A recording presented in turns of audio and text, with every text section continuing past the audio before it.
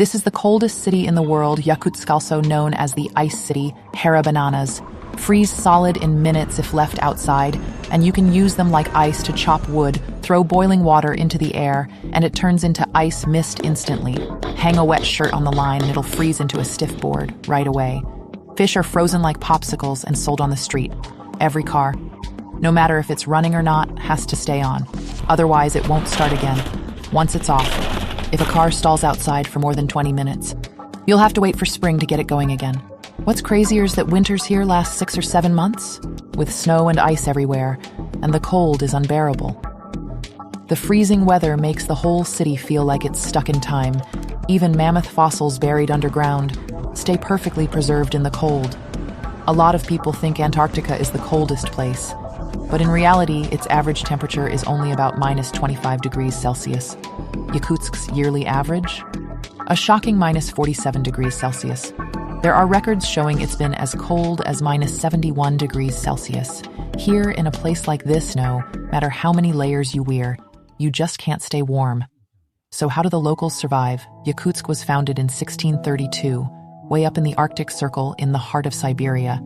It used to be a small, quiet town, mostly full of native Yakut people, with few outsiders. By the 1930s, during the Soviet era, many people were exiled here, including some big-time politicians and business people. That's when Yakutsk started getting noticed. Their descendants still live here today. Later on, experts discovered this place has crazy rich mineral resources, including everything on the periodic table, and huge diamond reserves. That's why this ice city is becoming more important every day. But what really gets people curious is its insane climate. Everyone wants to see this frozen world for themselves in reality. Yakutsk is just like any other city, but the way people live here is pretty different. If you want to live here, you've got to build your own home. This guy's been in Yakutsk for a year and lives in a traditional wooden house. It's winter now, and the temperature outside is minus 45 degrees Celsius. He steps outside, and his eyelashes are covered in frost. He points to the car outside his door, saying that car has been sitting there too long, and it's not starting anymore. If you want to drive, you'll have to wait for spring. Some families with money park their cars in heated covers, but most keep them in garages, and the car has to stay on. This guy says the building behind him is about 40 years old. Not super old, but not new either. Before this, most buildings were made of wood-building modern structures. Here is a huge challenge for construction companies because Yakutsk is built on permafrost in summer. The frozen ground thaws about 1 meter deep, so homes have to be built at least 1 meter above the ground. Foundations are supported by concrete pillars or wooden stakes. The bigger the house, the deeper the pillars go. But as the ground freezes and thaws, most homes start leaning about 10 years after being built. Inside, you'll notice the walls aren't completely straight. All the water and gas pipes are above ground to avoid freezing. Kindergarten kids rarely play outside. They spend most of their time indoors, even though it's tough to get around. Most parents still drive their kids everywhere. You won't see stray cats on the streets, maybe just a few dogs. Cats can't survive the cold. Only animals with thick fur can make it. People stay indoors, unless they really have to go out. And if they do, they bundle up. The girl in the red jacket is Maria. She's heading out to sell things with her mom today. Maria's mom says, "I work from 9:30 a.m. to 8 p.m. longer than most places, but I'm used to it. I've lived here for decades." Before going outside, locals gear up from head to toe. They wear wool hats that cover their ears, face masks, wool scarves, insulated gloves, thermal underwear, a thick sweater, a coat, and a down jacket. On the bottom, they wear thermal leggings, wool pants and jeans, then cotton socks, warm socks, and boots. If they still feel cold, they throw on a fur coat. No one talks about animal rights here. Staying warm is the priority altogether. That gear can weigh about 10 pounds. When they step outside, it doesn't feel too cold at first, but within minutes, their face starts to sting, their ears go numb, and the cold cuts through their gloves, making their fingers stiff.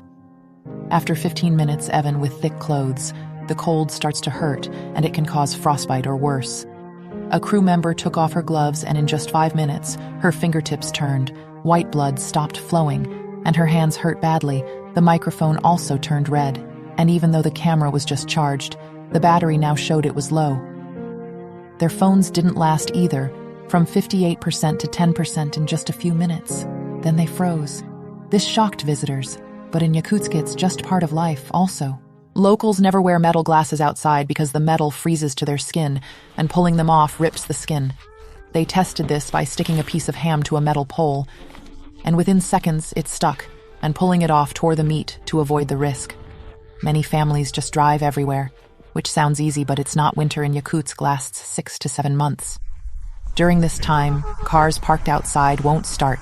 If you need to drive regularly, you have to keep the engine running nonstop. Otherwise, once it turns off, it's almost impossible to get it going again. If the engine's off for more than 20 minutes, the oil vents freeze. You'll have to wait until summer to drive again. It's a huge waste of energy, but Russia has plenty of oil and gaso in winter. The air is thick with exhaust fumes. Everything looks foggy. The streets are filled with car engines running all the time. That keeps visibility under 200 feet. All cars here have double-glazed windows. The air conditioning helps keep the warmth in. The worst fear for drivers is breaking down on the road. If you can't fix it in half an hour, and you're stuck in a rural area with no signal, you're in serious trouble. That's why every driver keeps a toolbox in their car. Yakutsk has about 300,000 people. Most are native Yakuts, with some coming from other parts of Russia. It's 450 kilometers from the North Pole, so it feels pretty isolated. Many people still live the old way, especially in the countryside. Some families make a living by herding. The horses here are smaller than usual. It's believed their size helps them stay warm. It's nature's way of adapting.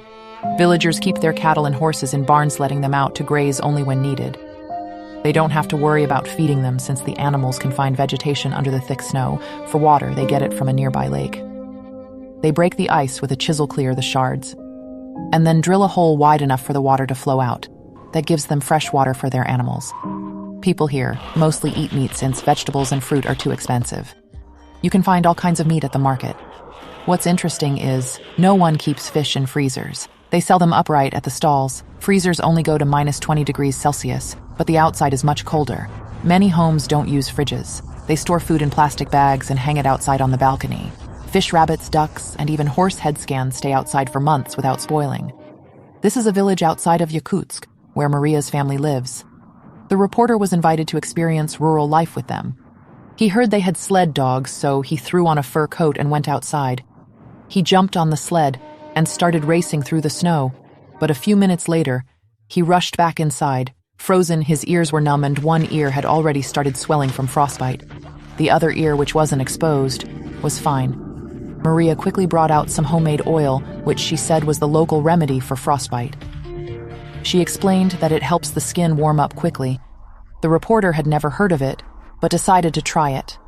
During their conversation, he learned that the lowest temperature ever recorded here was minus 712 degrees Celsius at those temperatures. If a drunk person passes out on the street, they're almost guaranteed to freeze to death. But there is a summer in Yakutsk, and in July.